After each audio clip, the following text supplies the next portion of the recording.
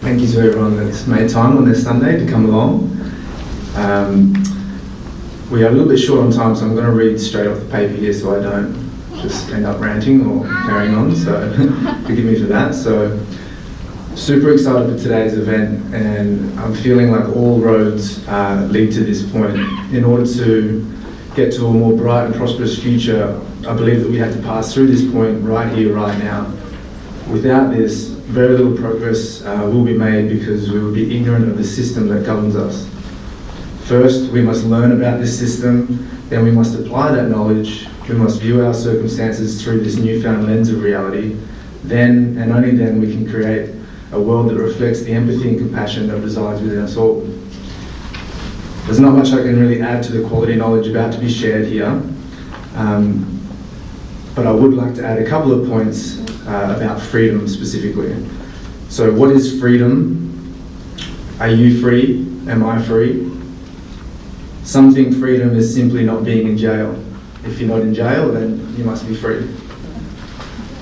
But freedom is something much more than that. I believe it's a part of what it means, a fundamental part of what it means to be a creative being, to exercise free will and reach our true potential. Freedom is a state resulting from the adherence to individual rights, rights that are inherent to life, self-evident when we utilize our conscience, the rights that are endowed upon us regardless of what any ruling class or government claim within their make-believe boundaries. What is a right here is a right regardless of what time you're living in, or whether you're living abroad, in the Middle East, in Asia, in a Western country. They are independent of what any ruling class will say, because no one has the right to aggress upon or coerce or force you to do anything, regardless of where you live or what area you're in. Two simple principles apply to discussing freedom. So the first is a non-aggression principle. No one has the right to initiate force or threaten the use of force against another individual or their property. Number two, the self-defense principle. You have the right to use defensive force when being aggressed upon. These two simple principles can be used to guide all behavioural choices, and when applied, will lead to a more fair and free environment. Don't use force or coercion to make others do things against their will, and don't vote for others to do it for you. If you don't have the right, then you cannot delegate that right. It is never okay, so simply stop doing it. Stop trying to dictate and control how others choose to live, what they want to eat, what they choose to drink, how they choose to maintain their health, what medicine they can use, who they choose to marry, who they choose to lay with, where they choose to live, where and what they can build on their property. Endless things that we try and control about other people's lives. And when you do catch yourself wanting to impose your will upon another individual, ask yourself, do I have a higher claim over this person's life? Do I have a higher claim over this person's body? Do I have the right to use the threat of violence to make this person live the way I want them to live? And the answer is always unequivocally no, absolutely not. Because every individual is a master unto themselves. No one is born as property to another. No one is a slave to another. We know this, so stop treating others like you own them, or participating in a system that seeks to enslave others. This alone would remove 99% of the world's violence, especially the institutionalized violence we see within the government structure, empowered by our delusional desire to control others, perpetuating endless wars, both foreign and domestic, and destroying freedoms. The aggregate amount of right action in any civilization is directly proportionate to the level of freedom experienced within that civilization. If there's lots of right action, then there's no violations and there's lots of freedom. You walk around, everything's good. The aggregate amount of wrong action in any civilization is directly proportional to the amount of control and slavery experienced within that civilization. So if there's lots of wrong action, there's lots of violations, there's a need for more and more control, and that ends up equaling slavery and a lack of freedom. That said, what is right and wrong action? Who can give a simple answer to such a simple question? Usually it goes, well, it depends where you are and if it's legal to do this and maybe this and that in some circumstances. But no, there are objective standards of right and wrong behaviour, and it's important we as adults understand this and teach our children. It is not dependent upon country, culture, time, or an individual's perceptions. Right action can be defined as any action that does not bring harm to another individual. If the action isn't going to bring harm to someone, then you have the right to do it. It's a right action. Go for it. Wrong action is any action that does bring harm to another individual. If your actions are going to bring harm to another individual or their property, then it's wrong action. It's not a right that you have to do. So simple. So as brilliant as these soon-to-be shared processes are, they still will not get us to where we would all like to be unless we have the correct moral foundations. Nothing can replace morals and ethics, regardless of the system or structures or processes that can be put in place. If we don't have morals, then we won't ever reach the human potential for happiness and freedom. And what a wonderful realization this is, that ultimately we hold the key to positive change, to rediscover our moral compass and commit to never straying from it, that we have held the answer deep inside us all along.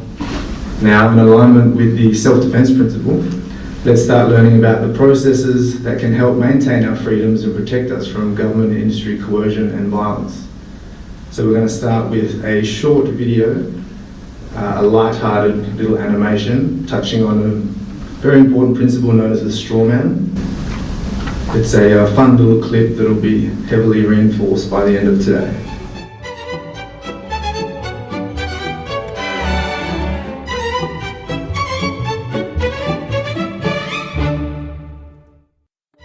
The government. It loves you and wants to keep you safe and well. It even wants to make paying taxes, fines, and court costs easier for you. How? Well, you'll need to meet your straw man.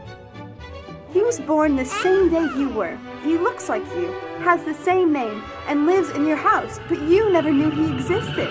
You will have even paid his parking tickets or taxes. The worst part? He's been dead from day one. From every birth certificate, a legal personality, or legal fiction, is created with the same name to confuse little old you into thinking it's you. So there is a human you and a paper you, or as it's commonly known, a straw man. So when it seems like government officials, court clerks, or the police are speaking English, they aren't. They're speaking legalese, designed to make you agree to verbal and written contracts without even knowing about it, all spun from Black's Law Dictionary. For example, when the police say, "Do you understand?" you'll say, "Yes." What they are really saying is, "Do you stand under our authority?" Oops-a-daisy, you just created a verbal contract with them. Oh, you clever government. Did you know that whenever you register something, you are handing over title to the person you register it with? That's right. Whenever you register something with the government, they assume it belongs to them. Registered your car? Super! Now you are the registered keeper of your vehicle, and the government can crush it when you don't pay your, straw man's taxes. Expecting a new bundle of joy? Well then you need to register your little darling with a birth certificate. Then they can start the process all over again and create a new straw man for your little one. Isn't that great? So when Junior grows up, he'll be able to generate revenue just like you have. When you notify on your baby by signing the birth certificate, your child becomes a ward of state, and if the government doesn't like what you're doing, they'll assume it's okay to take the child away, or make new rules for things they don't like. Not enough school? Smacking your child? Shouting too loudly? Then it's off to social services for the little one. When you get a bill, it's sent to you, but belongs to your straw man, not you. That's why bills, fines, and summons start with Mr., Mrs., or Ms. Sometimes you'll see your surname in capitals, just like on a gravestone. That's because your straw man is dead, and just a silly piece of paper, created before you could comprehend or even consent to it. When you go to court, you represent your straw man, so you, the human, take on any costs, fees, taxes, and fines involved for the straw man. The human you doesn't even need to pay them. But you made a contract with the court by appearing on behalf of your legal personality or strawman, just like the government knew you would. Confused? Well, don't worry. The government doesn't want you to know anyway. If you knew, you'd stop paying things like council tax and parking tickets. Because when you go to court, you are representing your strawman. You are you, alive and made of flesh and blood. Your strawman or legal personality is a piece of paper created from your birth certificate. And you think it's you. What a silly Billy. Would you like to know more? Well, then go over to tpuc.org. Get up, get informed, and get real.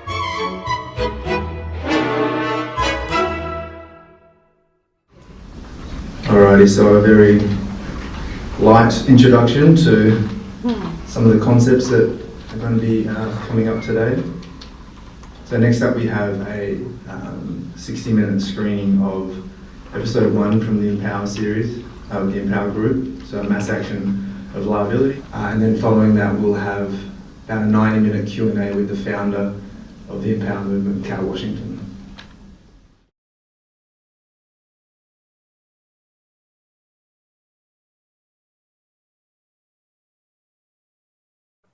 So as I was saying, Cal, we've just watched episode 1 of the INPOWER movement. I know a lot of people have a lot of questions. I think we have you for possibly upwards of 90 minutes, if that's still okay. But we have questions written down off to the side that people have put together, but I guess I'll just leave it to you to... Yeah, that's okay. It's not quite 8 o'clock in the evening yesterday for you, so. So is there something, are you able to inform us specifically what is happening in the INPOWER movement? It's been 2 years since the initial episode was released. I know a lot's happened since then, so maybe you can bring everyone up to speed in the audience. Oh, so much has happened. We formed a board. David is part of the board. He's a board member. So we have 7 people on the board. So no decisions are made by one person alone. You have to have a quorum of 3 at least, even if the others can't make it. But so that was the main thing.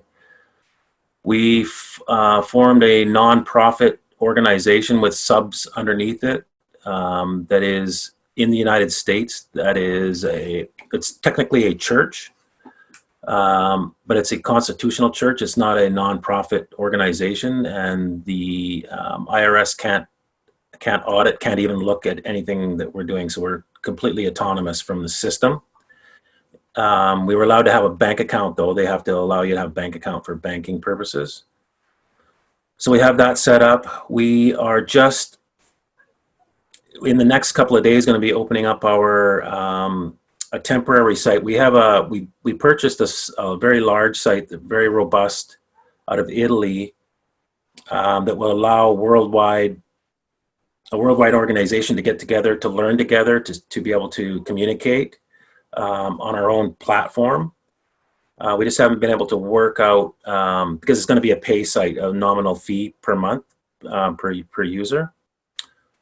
And this will help us with ongoing technical issues, mostly trying to get Mac Daddy, I shouldn't use that term, very robust computer programs in order to keep this worldwide thing together and not be attacked. We've had 2 large computer programming type companies turn us down. They don't want to actually work for us because of our stance on 5G and vaccinations. So the world is really becoming polarized. So we're having trouble just getting people to even help us, even in a paid situation. They don't want to help us because of what we stand for. So we've worked on a lot of NOLs. We've launched in the UK. David has built a automated builder so that we can fill out the forms more automatically, like they will remember your data, and so that we can record all the data. Yeah, we're ready to open up a temporary site just to get things going, where we will have the builder and a lot of teaching things and a way to communicate. So that should be opening within a week, I would say. It was supposed to open this weekend, but So I would say probably next week sometime. Yeah, that's great news. And so just so people know that initially when the episodes were shared, there was such an influx of interest that the old website and platforms couldn't actually sustain that amount. So that's been a big part for the Empower movement, is to get things in a position where now we can really start things and it can sustain that, and we can really drive this movement worldwide. Yeah, a couple of years ago, we went on the Dr. Mercola website. They interviewed us, and the influx within a couple of weeks was staggering. Just thousands and thousands of people, and we were just a small group at that time, maybe 6 people, and we didn't know what to do. We didn't know how to answer all the. I was spending close to 8 to 10 hours a day answering emails. It was just literally hundreds of every day. It was just this constant. A lot of it was the same question over and over. So now we have frequently asked questions, so you can actually, rather than me answering it 18,000 times, the question is there and the answer is there, right? Because there's a tendency for a lot of the same questions. We've had a lot of Zoom meetings like this where questions have been asked and answered, and so those will be posted on the site as well. So there's a wealth of information on a lot of stuff. Like we've got quite a bit now to share. We just haven't had the vehicle to share it on, right? So you can't just put this stuff out on YouTube. Yeah, and so that's the Empower Movement website, which is live now for people to go and check out. But you're also talking about an interim community website, which will be that interactive platform. Yeah, exactly. And you can actually sign up and then participate. And when we get onto the main site, it has the ability to track what everybody's doing, what their interests are, so that we can we can become more organic. It's not this is what we're going to do out of my head or anybody else's head. The group will actually form itself. But we want more of an organic movement, way of learning, way of interacting. And so with the notice of liabilities, can you give us an update of, because I know that the notice of liability has to be specific to the country and then also then specific to the issue. So there's a lot of people in this room from a variety of issues and passions and the front lines of different causes that they're fighting for. So can you give us an update on the NOLs around the world? I'm quite curious, but then specifically where Australia is at. Okay, so we started with the smart meters. That's where I came in, and then it kind of started to spread. So we have 4 different matters, 4 different agendas, and that's the smart meters, 5G, forced vaccinations, and the geoengineering. We may add some of the child stuff, but we've got so much to do. We just want to get that done first. So those 4 things are affecting everybody in the world. So we have the smart meter one complete for United States, Canada, UK, Australia, and New Zealand. We have South Africa is working on it. Netherlands is working on it. Belgium is working on it. Austria is working on it. Norway. And we have a French version that's actually up and running. So those are the ones that I can. Danish, Denmark is also working on one. Those are the ones that are in the works. So on the 5G, we are I'm working on it pretty much every day as well. There's a group of us working on that one. We're hoping to be complete in the first 2 weeks of October for the United States. Then once that's done, then it can be translated, for lack of a better word, to the other Commonwealth type English-speaking countries quite quickly. When's the American one due? Did you have a date? We've been working on it. I worked on it every day this week for hours and hours till my eyes were bleeding. And We're hoping we have the three of us that are now working on it are hoping to have it done by October the 10th. That's our we want to have it done by then. I think we're going to be actually ahead of that. We've made a lot of headway. So we'll probably have a working document, I would say, for sure by the end of next week, but probably by Wednesday, Thursday, because we're just working on the affidavit now. Then we'll look at it as a whole, make sure that it's not too big, because part of this process is we're only giving them 14 days to answer, and you have to make sure that that's doable. Otherwise, you are now the terrorist. And in the United States, there's a charge for paper terrorism. So you have to, there's a fine line between a lawful process and something that is just meant to close somebody in. So you want to be as open as you can. So you can't have a document that's too big for them to answer. So we're going to look at that and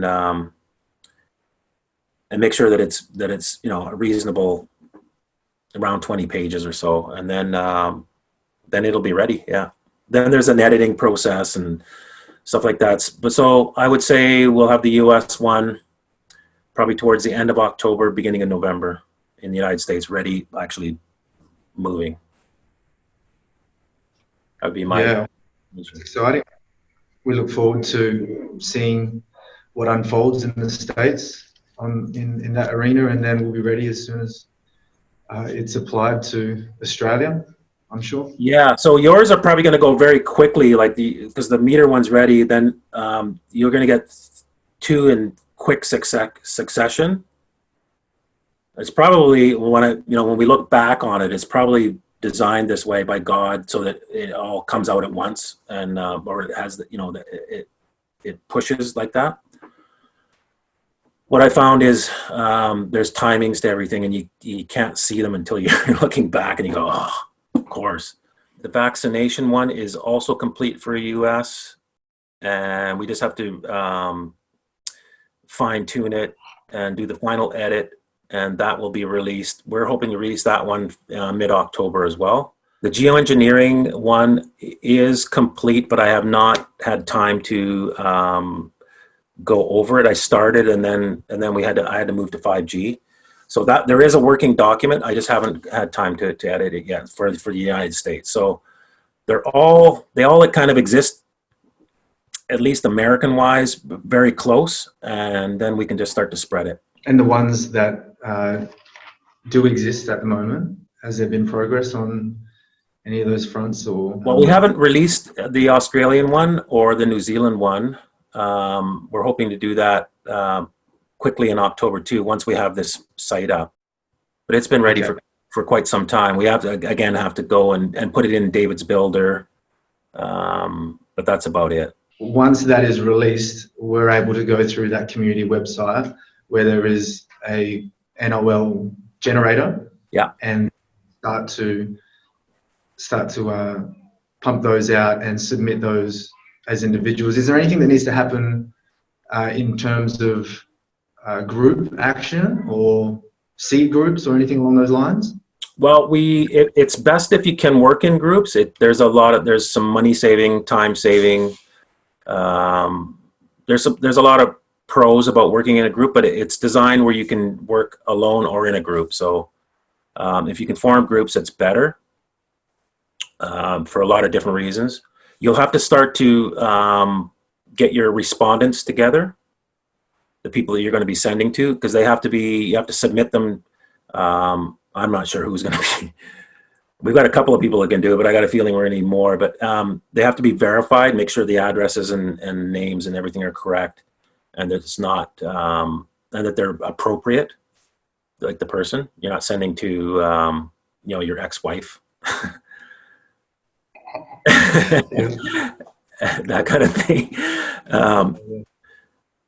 So, and then once they're verified, then they go into a database, and then we'll keep track of how many people have sent to that person and all that. So eventually we want to have a very large database and be able to track all the people that you're sending to, when you sent to them, and so have a digital proof of everything that's happened. before I read a question from the crowd, could I just ask you to expand on why it is good to go about this as a group, just because we're here now together as a group, and it could be nice to hear the benefits of making sure we take the time and energy to come together again and push forth. One of the main things is the 15 minutes before this call, that is important, where you were just mixing and you're sharing ideas and you're encouraging each other, even if you're not saying it, but just the fact that you're in another room with somebody else who's thinking the same way, it really helps you. There's something about gathering together. It's even in the Bible. They turned it into a church type thing, but it's more than that. It's actually gathering together in one mind, in one accord. There's something else that happens, and so that's the main thing that I've seen. Say you have 20 people, you can organize your respondents really well, so you can get a good spread. So each respondent's maybe getting 2 NOLs. Because you can organize it, and when you're sending, you can combine the mailing, so you can have, however many people are sending to this one respondent all go in one envelope, and you share the cost of the mail, right? Because it doesn't cost that much more to send more documents in the envelope rather than each person sending their own. So when you do the signings, if you do a notary there, I'm not sure if that's going to happen or not. You can have the notary come to the group and work by the hour rather than by the signature, and he can just sit in one spot and people come by and do all your witnessing. Your 2 witnesses in a group can be the same 2 witnesses for everybody. It makes it way easier.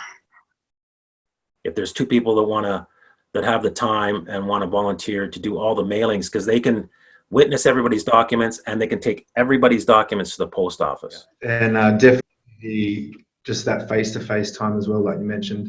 I think that is one of the missing links here. There's so much awareness, but a lot of that is on the digital platform. Even within the same suburb, we're digitally connected, and so taking the time to come heart to heart with other people that are thinking the same things, that is a major part of it. Yeah, I mean, I have to have my adult daughters over to my house because all the communications on phones and computers. Yeah. Like our whole world has turned into this. We communicate via technology rather than being in the same room and actually touching and looking into real eyes and all that. And there's a big difference.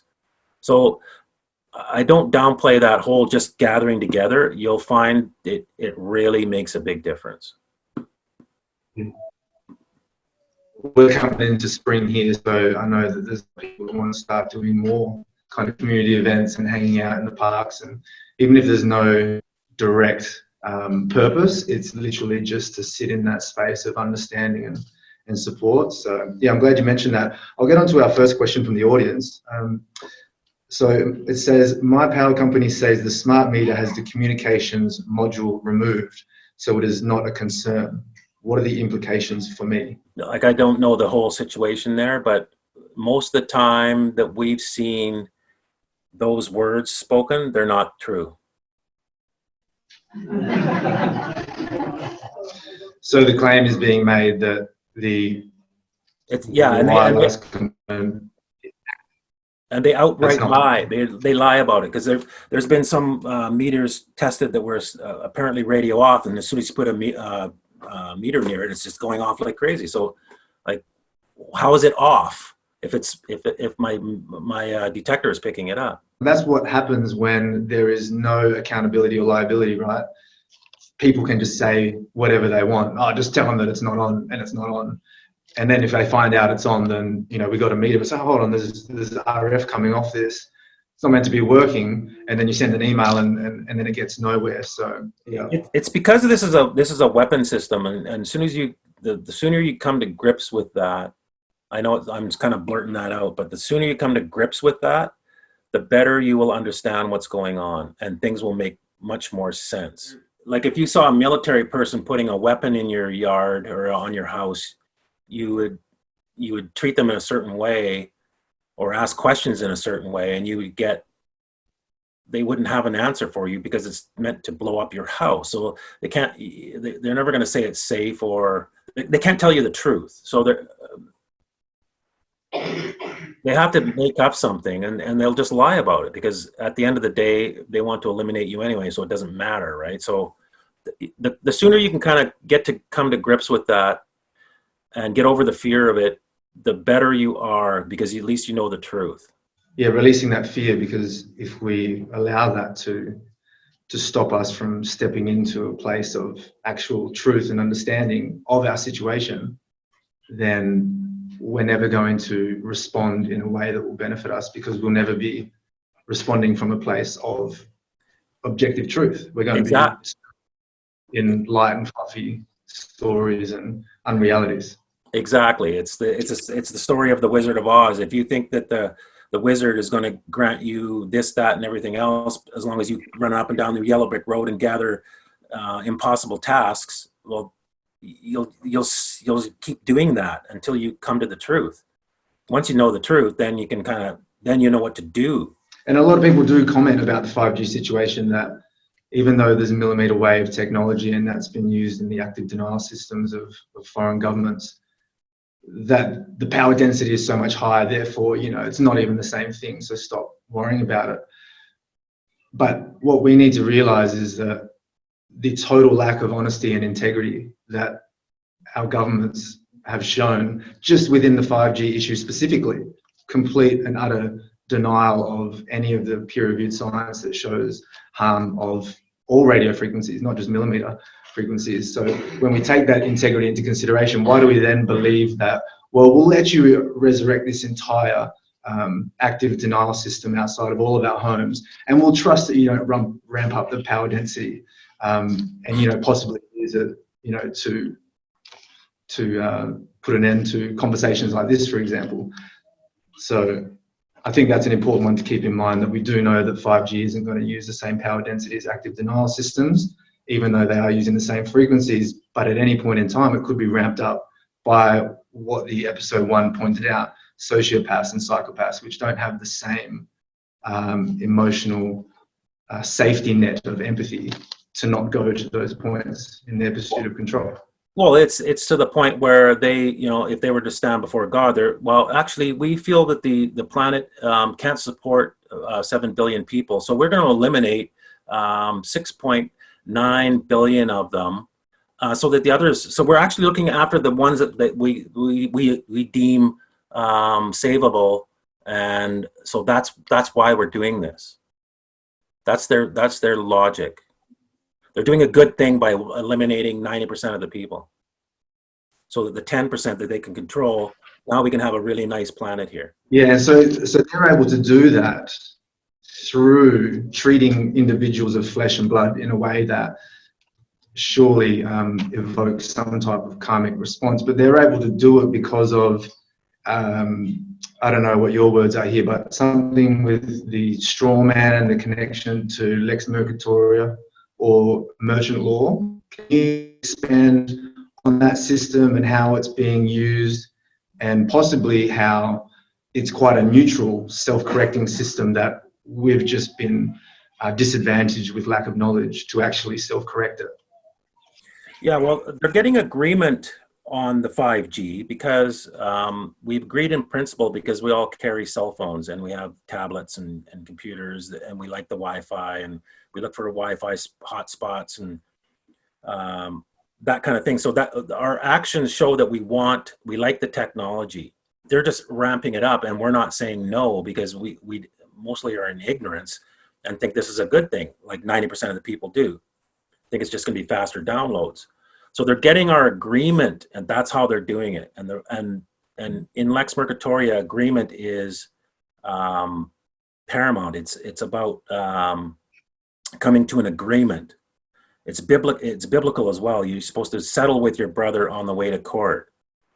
So they're following all these proper principles, but they've got this crazy thing in the background, right? So so technically they're following Lex Mercatoria, and they've turned everybody into merchants with the birth certificate. So it's been quite some time now that we've all been deemed merchants. And again, we all act like it. We have banks, we have credit cards. And if you understood credit cards, that's definitely bills of exchange, and you're creating money and all kinds of stuff. So you just don't know it. And so they've turned us into merchants. Therefore, they can use merchant principles and merchant customs and ways of doing things, which on the face of it, once you understand it, is self-correcting. But if one party is in ignorance, then you can get totally railroaded. So that's what's going on. What about the individuals that, collectively we know 99% of people are just loving the idea of faster downloads with 5G. But what about the 1% that have sent the letters saying, I do not consent? That's not enough. That's not using the right language. No. Here's the thing. It goes back to that biblical principle, settle with your brother. You can never go, I disagree with you. The minute you do that, you've gone into dishonor. You're actually in the dishonor position. You have to agree conditionally. You have to say, okay, I see what you're trying to say. I will agree with that if you can prove it, or if you can, that's the way it's done. And if you don't do it that way, it's called dishonor. So it's about adding terms on the agreement. Yeah, it's the way that you do it. You have to honor your well, it says in the Bible, honor your brother. Settle with your brother. Even though, if you thought about that, that means there's a dispute, because you have to settle with your brother, right? So it's saying you have to do things in a way that honors your brother, not call him a murdering blah blah blah blah blah blah. And I disagree.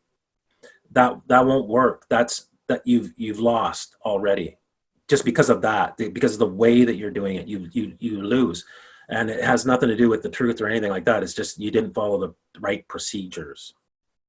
The devil's in the details. There's reasons for those types of sayings. And so if we were to attach terms to an agreement, say we're using 5G as an example, so we'll run with that and say, okay, I accept these small cells outside of my home and whatever other base station and infrastructure, so long as you can prove that they are safe, otherwise you owe me X amount. Who determines it as safe? Are they able to just fall back on, say, the regulatory agencies and corporate science? Or how is that then how we should determine that they can't? We know that it's not safe, so what's stopping them from just creating some panel and deciding that, well, it is safe and here's the evidence, and we keep steamrolling? Yeah, they have. Yeah, everything's in commerce and in Lex Mercatoria. Everything's done by affidavit, which is a sworn statement, which is before whatever God you believe and other, that type of gravity. I think we've lost the strength of affidavit somewhat, but they still are very strong. But I think in medieval times, to swear on something was very serious. Even handshaking was very serious. So it's still serious.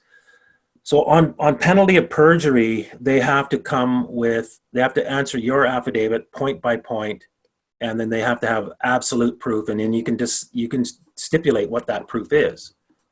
Same thing with vaccinations. We're stipulating that they have to have blind, triple blind, placebo type tests. So we specify what makes the vaccine safe. If you don't meet it, then we're going to charge you. So it's just a way of making sure that you're in a contract negotiation. So you set the terms. This is the standard that I expect for 5G for you to prove it's safe. If you don't meet that, then it's not safe. So you could stipulate that the independent panel needed to determine the safety of whatever we're talking about here, 5G, vaccinations, whatever. That must not have industry ties and must contain. You could actually spell out, some of the details of what's needed there to ensure that the truth comes from whatever, or the truth actually exists in the evidence decided on. Yeah. So, but you have to be reasonable. Like you can't make it. You got to get somebody from Jupiter and somebody from Mars, and that kind of thing. It's hard enough that they have to defend a lie, and that's the problem. And most of the time, we get no attempt at trying to prove anything. Like I've not seen it in ever. What you get is there is no basis in law for your process, or your process is bunk. That kind of thing. That's what you get if you get any kind of response. And so how do you respond to that? You keep going. If there's something you need to respond to, then you respond. Otherwise, you just send the next round. Yeah. Like I said, I went through this numerous times, and I got all those kind of letters from the Attorney General. You can't do that. There's no basis in law. You need to get a lawyer. You need to go to court. The same letter over and over and over. And I just kept saying the next round. And then the person I send to, after they got their round 3, they would quit the day they got the mail. And it happened over and over and over. So it's like, yeah, you're sending me all these letters, but at the end of the day, this is right, and you're all running from it. Yeah, so it's like a bluff that they're trying to sell you that what you're doing isn't making any sense. But running like crazy. So it's like, okay, why are you running then? Like, why are judges running out of the room? Why are judges not wanting to come in the room? Why are judges shutting down the courtroom so that I can talk to the accused, like a jailed person, like he's in his red suit? Like the judge does not allow somebody who's just sitting in the crowd. I want everybody out of this room so that those two can talk. And yet at the same time, all this paperwork you're sending in, that's all bunk. Oh, really? Then why is that guy allowing me to speak to somebody who's incarcerated? I'm not a lawyer. And there was just so many behaviors, right?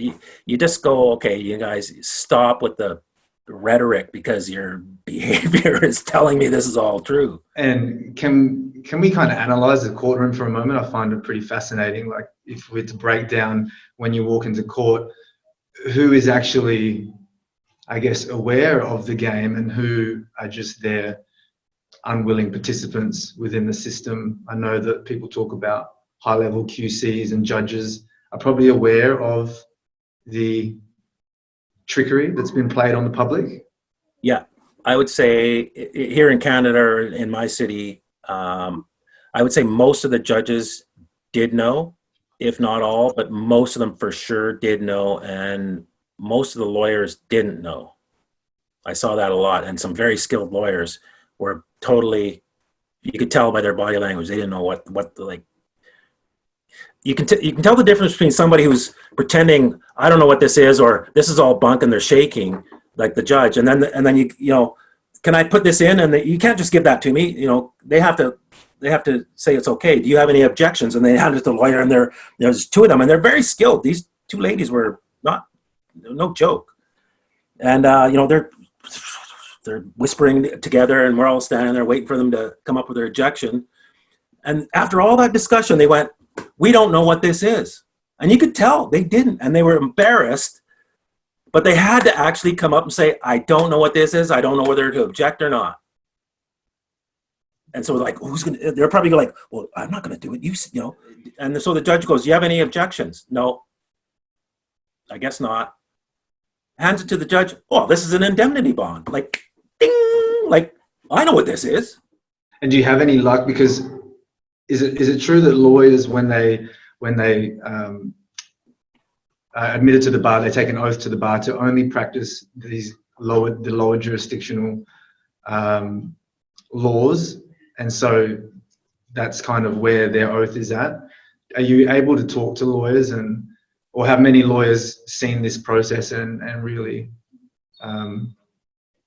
kind of, I guess, jumped on board or commented on what it was like to be kept at those lower levels, or their thoughts on it, or are they all in kind of denial and it's all just bunk? Well, let me do the math. Just add that up. Yeah, that one. 0. And I tell you, there's been a lot of them, and I hear this, it's an awake lawyer, I hear that term, and and then when you talk to them, they go, yeah, but they just they don't want to have anything to do with it. There's one lady that I've never met in person. She's just on my Facebook page, but she stepped down as a lawyer, and she seems to be very. That's the only one that I would guess as switched sides, because she actually quit. But anybody that stays as a lawyer, wants to make that as their living. I don't know what goes on with their oaths and all that, because I haven't taken it and I've never seen it. But I think that profession in particular, you have to be in or out. Like you can pretend, like you can act as an agent to try and screw up, but you can't be in there and then say that I'm going to be this or that. It's really I would find that very difficult. You have to make choices at certain points, like especially if you want to do this notice. It's not in the best interest of that jurisdiction to participate in that. Like if this was to carry on and people were to catch on that we can all act in this old lex mercatoria, you could settle things without court. Like they would all be out of work. So they want to perpetuate the arguments and the disputes and that type of thing, because that's how they make their money. I mean, the divorce thing is an industry. It is on purpose. I went through it. That's where I cut my teeth. And there's things out in society that are driving families apart at a certain point. There's certain ages, and there's all kinds of stuff going on. They know exactly what they're doing. There's TV shows, there's magazines, and there's stuff going on, and it's an industry, and the courts make a ton of money off of it, as do divorce lawyers. There's a ton of money made, because what ends up happening is you end up losing your house. The lawyers get it, and everything is destroyed. Your family is destroyed. Your children are destroyed, and it's an industry. And I can't see somebody that it's involved with that being able to be involved with something like what we're doing. And to me, that's a positive thing, because we stop looking for that help and guidance and power externally, and we realize that it was us all along, and that we have the capacity to step up and create the change that we all want to see. So with the 5G small antennas and the federal government supporting unconditional with the telcos to install it without explicitly asking for approval from councils or federal government, who do you direct this process to? Well, we're directing it to the telecoms themselves and any the utility commissions. I imagine you have those there, because that seems to be an MO. If any of your politicians are involved, like they're really outspoken and pushing it, then you want to address them. And anybody that you feel knows what's wrong, even if they don't know what's wrong, but they're in a position where they could actually do something about it, and they don't, you want to put an NOL in front of them. Because what the NOL what the NOL does, notice of liability does, is it puts the truth in front of you. So it removes plausible deniability, because everybody's relying on that. Because I saw all these, I was told that all these studies said this and that, and so I thought everything was okay. Now you actually put something in front of them, you've proved that they got it, you cannot pretend like you don't know. I told you.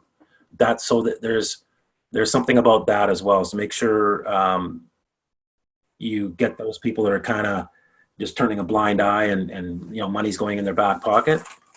Yeah, you want to get that type of person.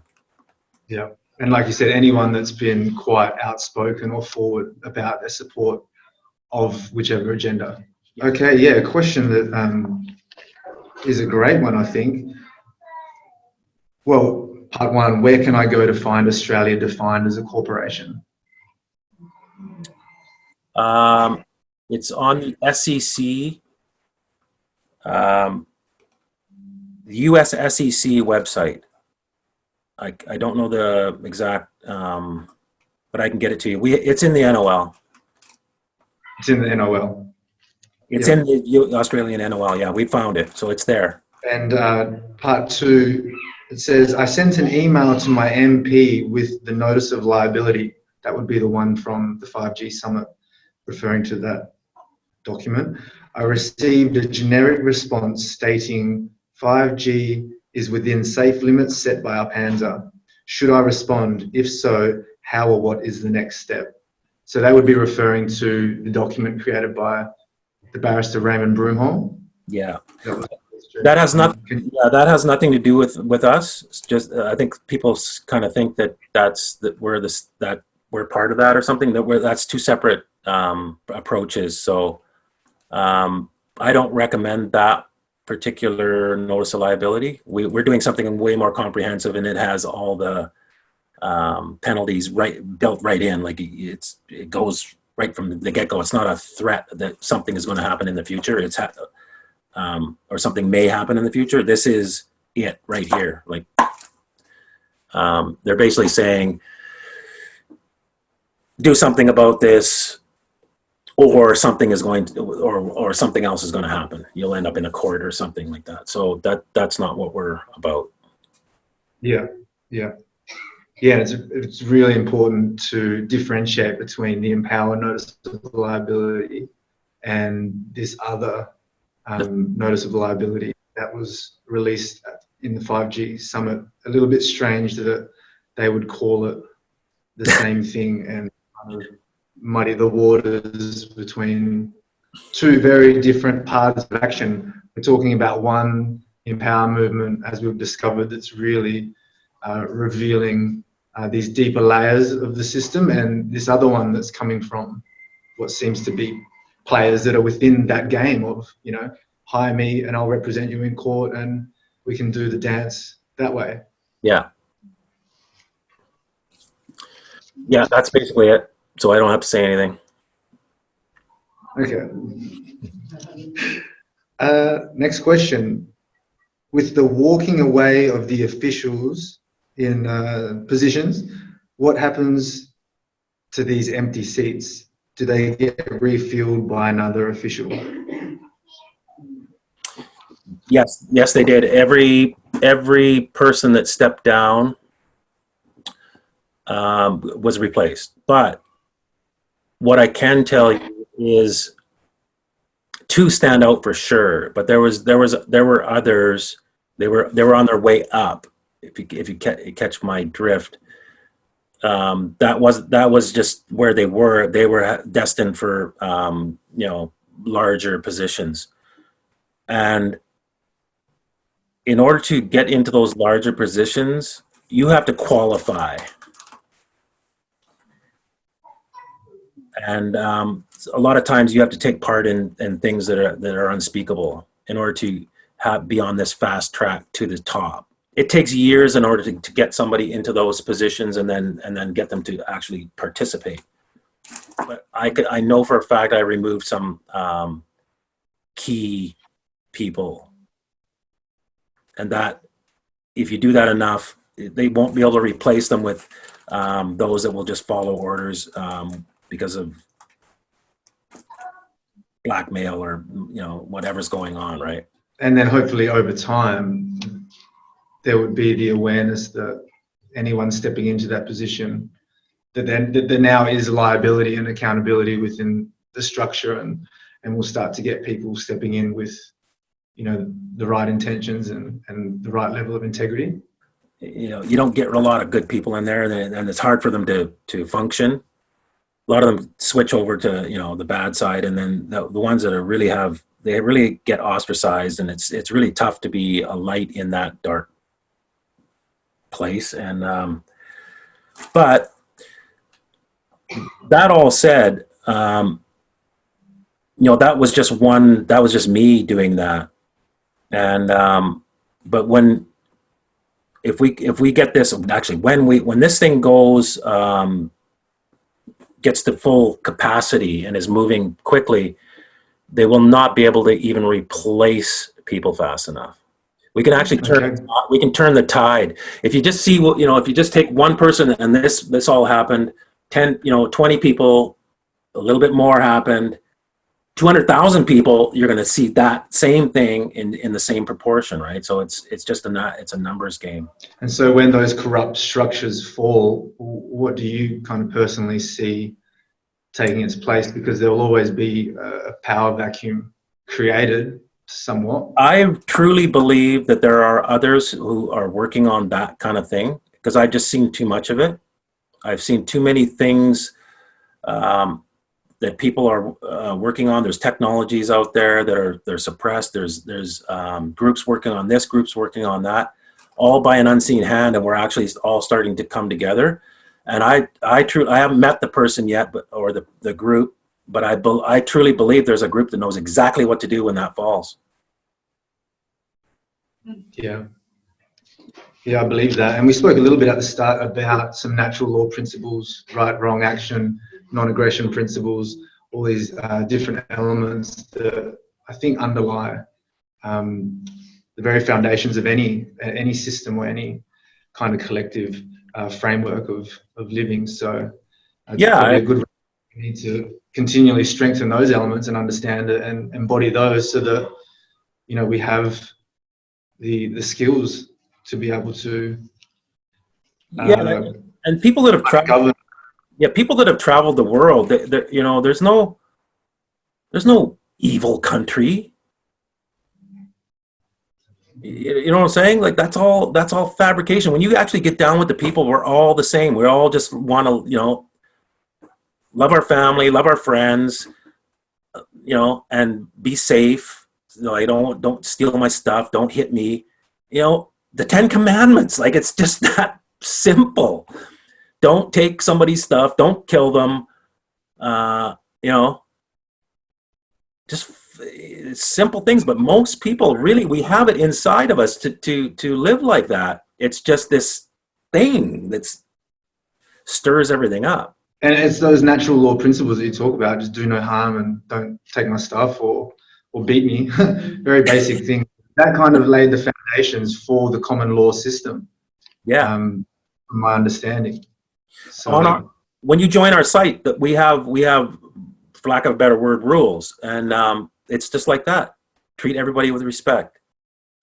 If you're going to post something, think about it first. Is this going to help everybody? Like, what's your motivation? Look inside. Is this, just really simple things. Treat everybody with respect. Everybody comes from different points of view, different religions, different philosophies. You have to respect that. Yeah, 100%. Next question here. When lodging a notice of liability, are you obliged to demonstrate harm, or are they obliged to demonstrate no harm? They're obliged to demonstrate no harm. Everything's done by claim. And right now, the claim is you've all agreed for us to put weapons on to kill you. That's the bottom line. I'm just cutting to the chase. That's where they're at. So we go, okay, I understand that. I accept that. Now I'm going to put different terms in there. You have to prove that it's safe. If you don't, then it is deemed unsafe. That is now the new claim up there. And you are harming me, and it's going to cost you X amount of dollars per day, per month, per incident, whatever it is. That's it. They have to prove. And that just seems like the logical way of applying the burden of proof to those trying to implement whatever, technology or medication, whatever it is. It's strange that it got turned around and became the job of the people to prove that they're not being hurt by whatever, an industry completely indemnified. Yeah, but that's commerce and that's claims. So you have to understand claims. You don't have to. When I say understand, it doesn't mean agree with. I don't agree with this system, but I understand it and I know how it works. And once I came to grips with that, that's when my life changed, because I was dealing with the truth and I was acting based on what I knew now, and it changed everything. Where before I was going in there fighting, you can't make me you can't use my name in all caps, and I'm not the man, I'm not that fiction, and I did all that stuff, and I fought and fought and fought, and all I was doing is banging my head against the wall. The minute I went in there, okay, I'm the fiction. Here's my first move. I'm indemnifying this whole court case for $300 million.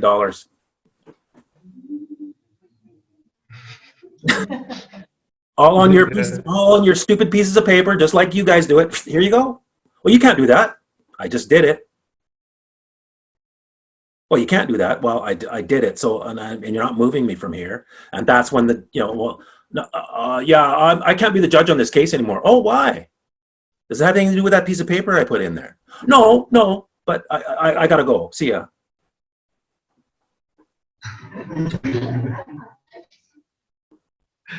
Yeah, it's pretty clear what's going on, isn't it? Yeah. So have you had any threats or warnings from governments? If so, what did you do, and what can individuals do? Me personally, yeah, I didn't get threats. I got, you can't do this. There's no basis in law. You need to, if you have a case, you need to go to a court, and you should get a lawyer. And if you don't have a lawyer, 1-800, hire a lawyer. That's basically all I got. In Philadelphia, in Pennsylvania, which is on the East Coast of the United States, there has been, the word harassment has come up.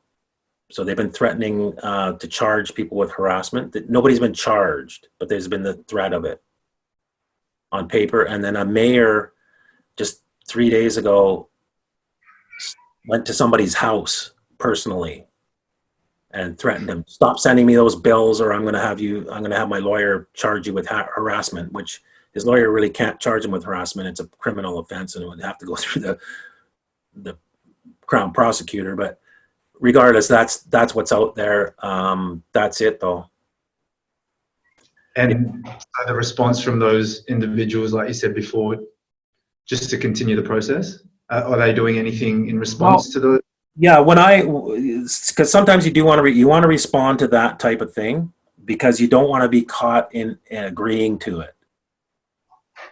That's my thinking. So if somebody says, I'm going to charge you with harassment, and if you don't say, because I'm always thinking commerce, right? So if you don't conditionally accept that, then you've agreed to it. They will take that as agreement. Now, I don't know if that's happening, but that's how I always operate. So whenever there's something serious like that, we write a letter for the people. And so what I wrote was,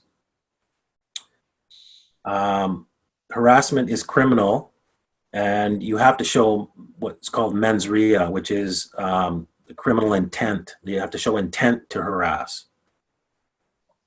And the NOL is clear on the very first page what the intention is not and what the intention is. And so it's expressed. You cannot assume any intent to harass when it expressly says, I'm not trying to harass you. So it won't fly. So I just let the lawyers know that, your bluffing is not going to hold water. You'll never get a prosecutor to take this on. It's clearly expressed not to harass. I've heard that there's a lot of those kind of protective measures taken within the NOL so that type of response can't come back, because the state can come at an individual in many different ways, personally or property-wise, assets. There's different things there. Is that what I've heard, that the NOL has taken a lot of time to make sure that those things are safeguarded? Yeah, I went through a lot myself, and then I learned a lot by helping others. And one thing I learned is you can't help others. And so I stopped helping others. I actually, just the odd one, friends, or if it has to do with your, what I call spiritual maturity. Because what would happen is I would help somebody, I would get them completely out of their stuff, and they would turn it back, they would flip it back on. And I would look in horror, because I gave simple instructions about what to do or what not to do, and they would just do it. And it was kind of, and once was right in front of me. I watched her do it. I was giving her instructions as I said, do not look at him. Do not look at him. Don't listen to him. Don't look. Don't look up. Don't look up. Don't look up. I'm looking right at her saying this.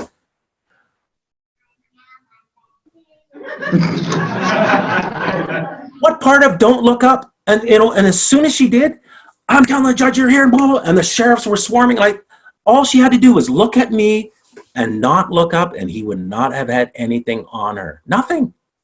And I saw this over and over. Like, it's almost like you get them out, but they go right back in. It's almost like they're supposed to be there, or something, some weird thing, right? So I kind of stepped back from helping people, but I learned a lot. And so this thing is written in a way that people can be totally in the box, be totally a fiction, not have to do any exiting strategies. You can be totally in the box and do this, and you will be safe as long as you just do this. Don't change anything, and there's nothing they can do. Nobody's been arrested on it or charged with anything on it. There's just been 2 different lawyers in Pennsylvania have used the word harassment, that they're going to charge. Not that they charge, that they're going to charge, and I know they can't. So. And it seems as though the interim community website platform would be a good place for people to stay in touch and share. I guess if there were issues like that arising, there would be a lot of support online for other people that may have been through it, or just people to reach out to. Am I correct in assuming that that's part of it? Yep. The supportive network. Yeah, just being around like-minded people, and then we help people with letters and stuff like that. I get emails. We have to address the mayor thing showing up at somebody's yard while he's mowing the lawn. This is where the body language, what his demeanor was like, that all plays into it, because they want to know whether to go ahead or to back off on this guy. So I wasn't there, and I wouldn't know. I can usually read when somebody's in total fear. And in my case, regardless of if a guy showed up at my door, I would send the next round anyway. That's just me. But I don't want to get anybody in trouble. Safety is first, right? So we have to have a chat with the guy that was mowing his lawn and just get a feel for what happened that day. But it does show that the process is real, because the mayor went out of his way. I don't know how big the city he's in, or I have no idea, but went out of his way to the guy's house. And if this had no merit, he would just carry on with his day and toss it in the garbage. Mm-hmm. Why this behavior? Because he knows, or he suspects it's real. Yeah, the actions speak louder than words. Yeah, of course. So another question for you, Cal. Are you aware of the Fixated Persons Act in Australia, or something similar in the US/Canada, and what can be done about it? I think I did see something just yesterday or day before that had that term in there, but I didn't really read it. Basically, can charge you for writing letters. If you continually write letters and things with your politicians, they can charge you of 14 days under the mental health. Okay, so it's an act where they're claiming to be able to charge individuals that are continuously writing letters to members of parliament and similar bodies like that, and kidnap you for 14 days because of mental health claims, and have you assessed. I was assessed.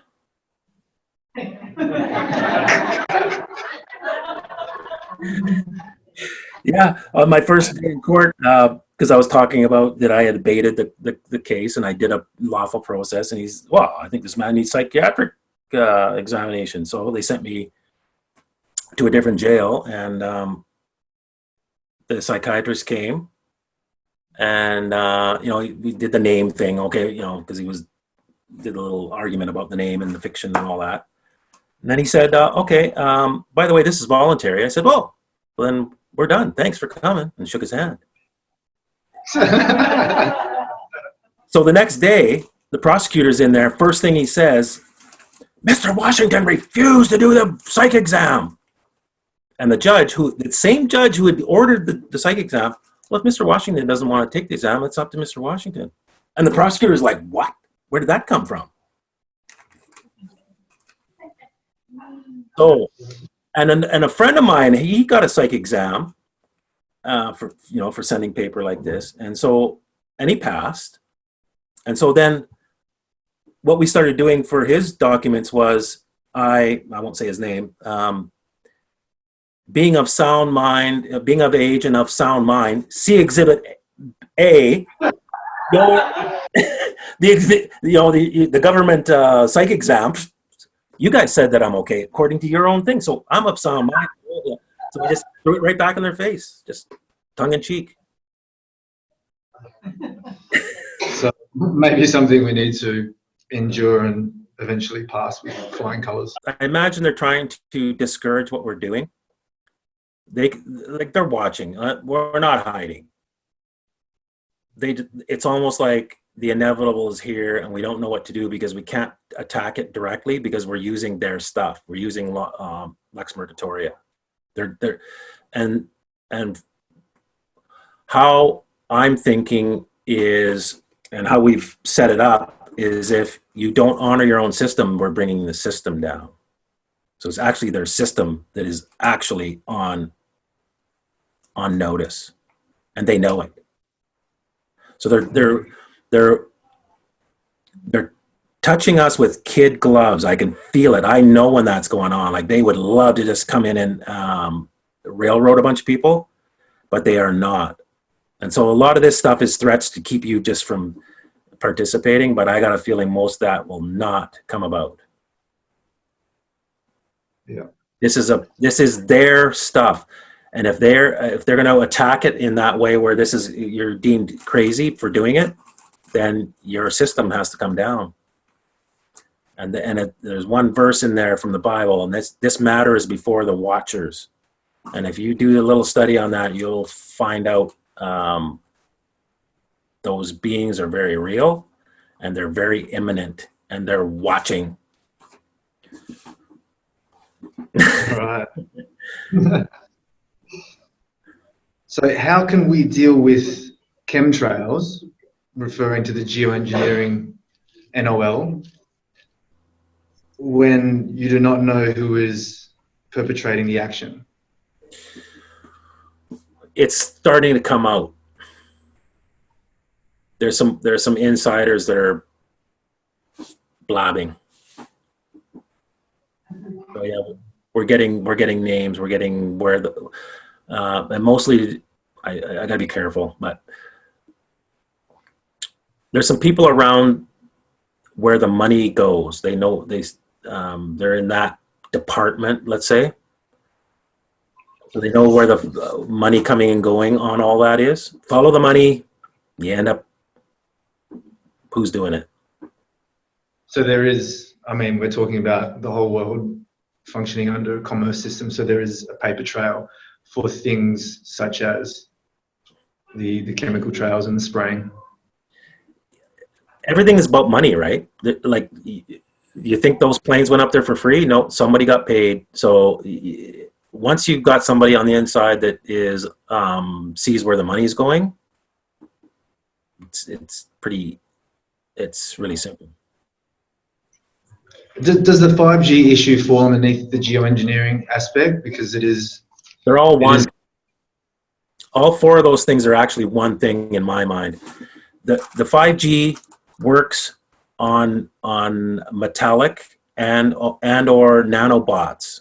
So depending on what they spray above you and whether your body takes them or not, because I don't think it's not cut and dry. Like, everybody's a little bit different, right? So, but they do want to get metals in you. So the metals come in through vaccinations and or spraying in the air. So if you're breathing, but if you don't go outside a lot or you cover yourself up, you're not going to get it. So they try to get you on the vaccinations. The fires in California, here's what will really tell you. Plastic did not melt unless it was touching metal. So if you just had plastic on its own, right where everything else is burned, the plastic was pristine. Wherever it touched metal, the metal heating up melted the plastic. So with the 5G, if there's metals in your body, that's what they want to excite, just like as if it was in a microwave. So if you stick tinfoil in a microwave, you see what happens, or your fork or whatever. Like that's why they want the particulate metals inside you. So it's all one thing. The smart meters are a tracking device on the 5G. That became very apparent in California fires as well. It's a homing device, because there was on a cul-de-sac. I don't know if you have cul-de-sacs there where it's like a circular street. Yes. There was pictures of 8 houses totally to nothing, including the concrete, and then one house standing there pristine, not one mark on it. They were able to target like that. And they believe it was with the smart meters. So it's all one thing. All 4 of these things are related. It's all one world. It's all a one integrated weapon system. Yeah. And in terms of the notice of liability, I thought there might be an overlap, because 5G or alterations to the planet's electromagnetic field would qualify as geoengineering. Yeah, that's right. And like they have, they're radiating the food, they're radiating the water. The 5G thing is staggering in scope, and they have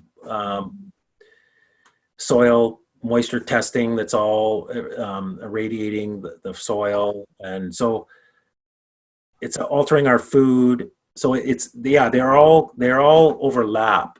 We could almost do one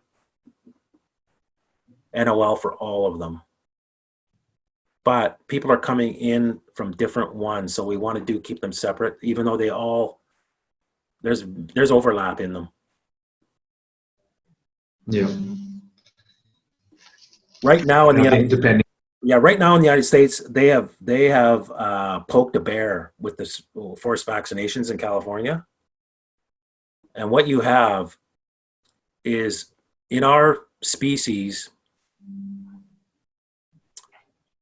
I don't think there's anything more powerful than a woman trying to protect her child. They are extremely angry, extremely motivated, and they have poked a bear. Another question here, again with 5G, if the transmitting device appears on a lamppost outside your home, how has a contract negotiation been initiated? The contract on the 5G is all to do with your phones. It's all to do with the Wi-Fi network. That's the underlying contract. And they're just upgrading it. Is there written documentation of the upgrades? Is there small typing in all the things when we say, oh yeah, okay? No, just 5G. Think about it.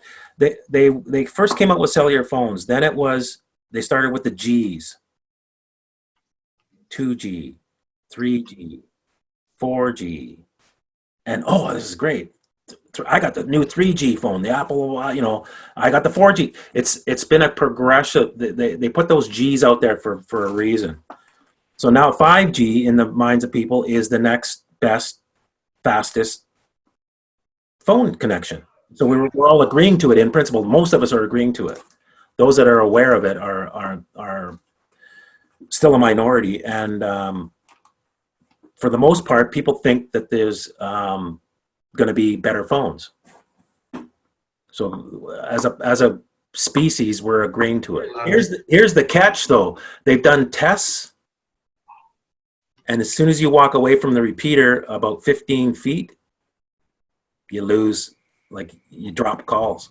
It's not working. And this is going to be a big problem, because what is it for then? Because it's not for phones, because it doesn't work.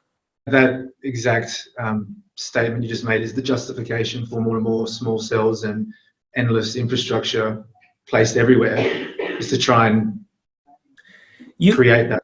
I'm talking 15 feet, not even 50 feet or 100 feet. 15. Like you can't convince, you may be able to convince a 4-year-old, but anybody older than that, no, they're not going to buy into this. This is the newest, greatest thing, and I have to be within 15 feet of a repeater. So you got to have repeaters every 15 feet. No, there's something wrong in Oz here. Like they're not going to be able to justify that. Number one, they can't afford it. Number two, they can't justify that. It doesn't make any sense. This is something else. That's going to be the big wake up. Because people are going to go, well, if it's not for phones, what is it? So our use of smartphones is basically the negotiating contract. There's a contract already in place. And in Lex Mercatoria, you can change the contract quite simply. You have to give them some kind of notice, which they have, 5G, you can't miss it. And then if you don't renegotiate that, it stands. And the original contract would have to be one that each individual had signed? Yes and no. There has to be a definite agreement though. Not necessarily signed, because there's tacit agreement. So even a tacit agreement contract, once it's established, it's like voting. It's like their whole system works on this. They've made us agree to all this stuff in principle, and they just keep adding to it.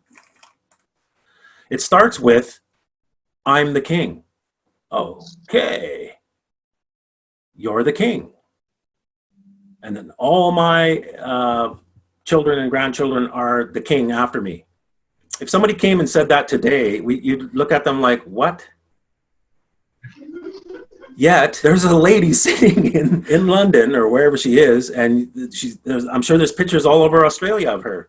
And she's probably on your money just like she is here. And she's the queen.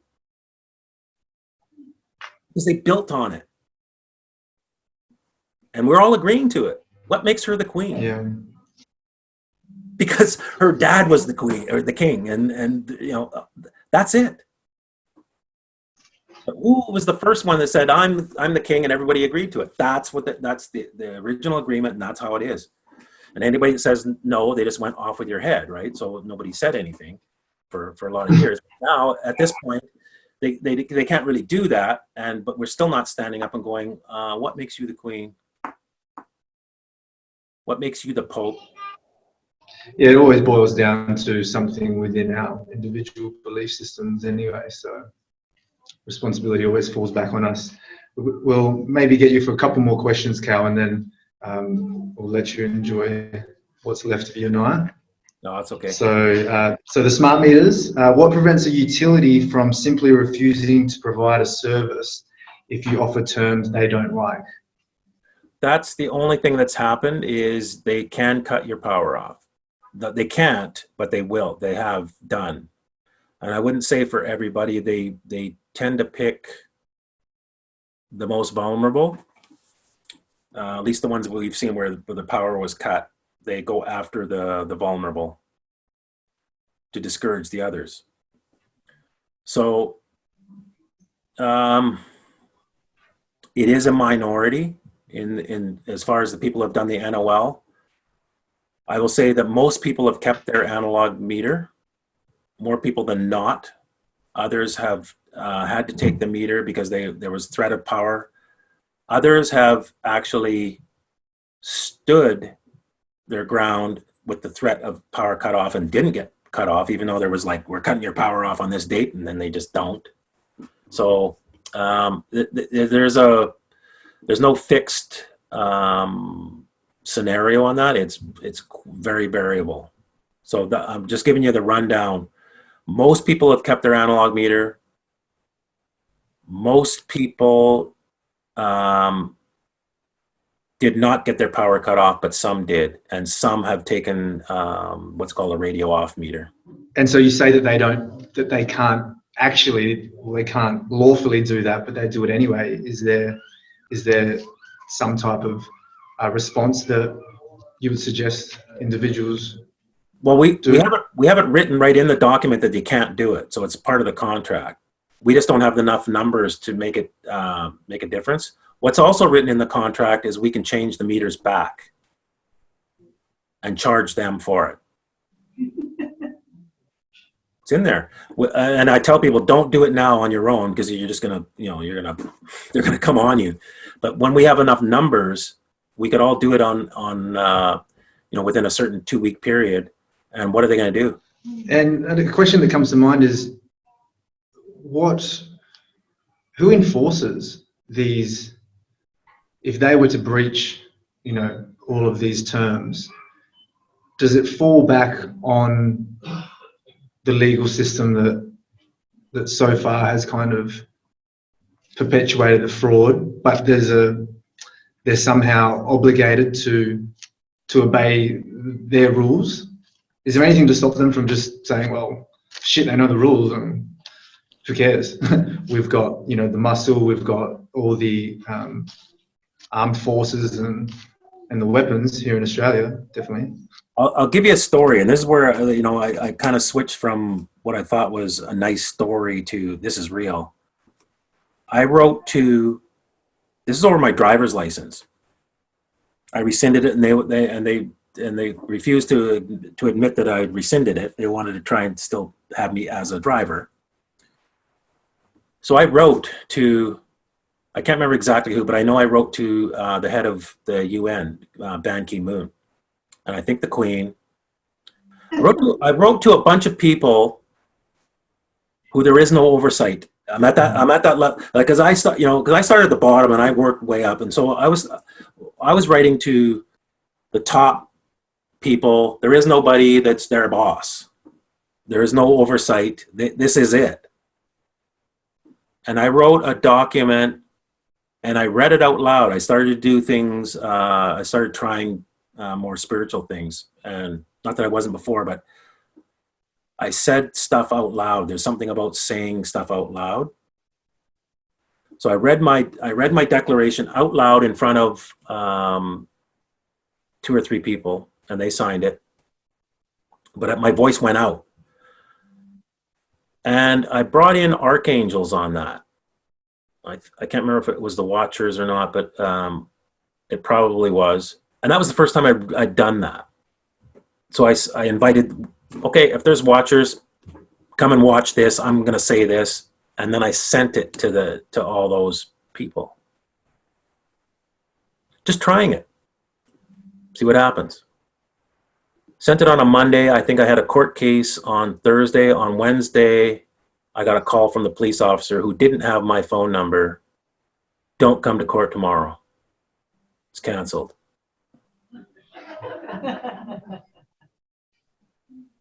I went. Now that was fast, and it was connected enough to where he got my cell phone number. So like he's connected somehow. I don't know. Maybe the police already have it. I don't know, but he didn't have my number, and but he phoned me on it. So I went. This is the archangels. Those people, that guy at the top of the UN knows something that I don't know. Like there is something out there that is overseeing this, and it is deadly. For something to happen that fast, and to make sure that there was no court over my driver's license or over driving offense. I got a feeling that has to do with the archangels, and it's not a thing like I thought, angels and this sort of fairy tale type thinking. That's what I had before. I believed in angels, but it wasn't like they're off somewhere, they show up here once in 8 lifetimes or something like that, like when Jesus was born, and there's been a couple of things that you read in the Bible. No, there's something very imminent, and I don't know if it's something in like what we would call aliens and spaceships or whatever, but there's something that was definitely imminent. And so I started implementing that. And now I know that there is something there. It's not because I've tried it and I know. So everything that I did, I would try it and like, oh, I got a reaction. Let's try that again. Try that again. Scientific approach, right? Just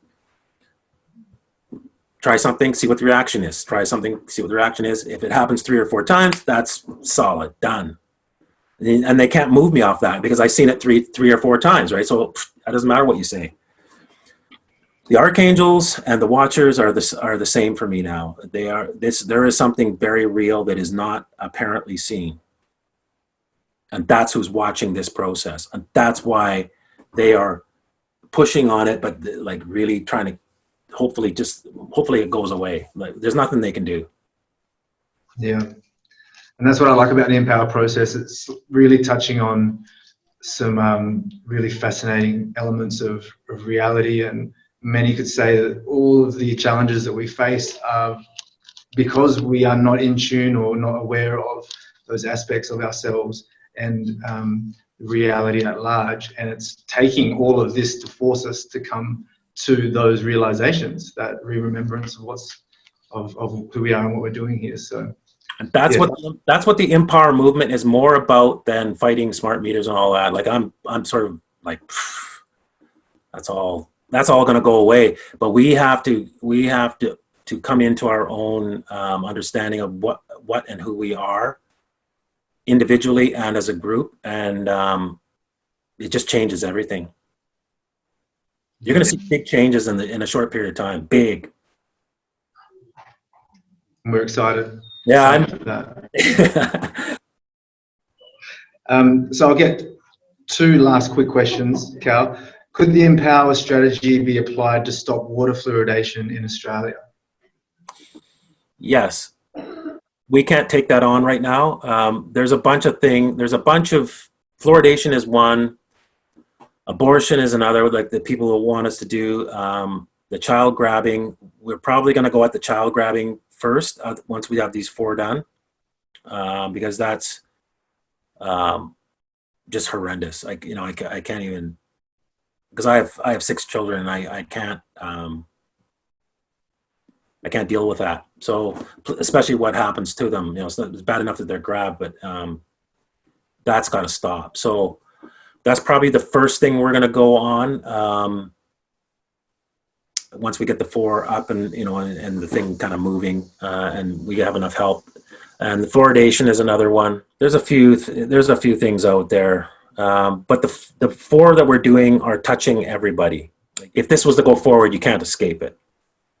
So I want to word that correctly. It's not going to go forward, but we have to address it. Yeah. Okay. Good to know that it can be applied to the right issue. I want to say last question. I want to say though, don't write your own NOL. It's not worked out for anybody so far. A bunch of people have tried. I can come up with all kinds of reasons why, but we've told people because they wanted to do one for something that we weren't doing. We tell them not to, and that we can't help you with it. Because we just can't. We cannot possibly help. If this was, a free for all and everybody's doing their own, we just can't. We wouldn't be able to. There's no line where we can draw it, so we have to draw the line right at our door. So, I know it sounds harsh, but if you thought about it, that there is no other way. And so there's been a few people that have gone ahead and done it because they felt they had the knowledge to do so, and then almost 100% of the time, maybe 1 or 2 that we hadn't heard from, but they got themselves in trouble. So, and then wanted help. Be patient. And I tell you this, like I said, all those agendas are all one, and all the problems on the planet are all because of the same beings that are behind all those 4 things. So if we bring this, if we get rid of that element off of our experience, all these other things will disappear too, including you know, the banking scams and all of that. It's all the same beings. Cool. So the last question, Cal, if you're looking 100 years in the future, what will the history books say about Cal Washington? I just want you to be able to see the room here of captivated. Wow.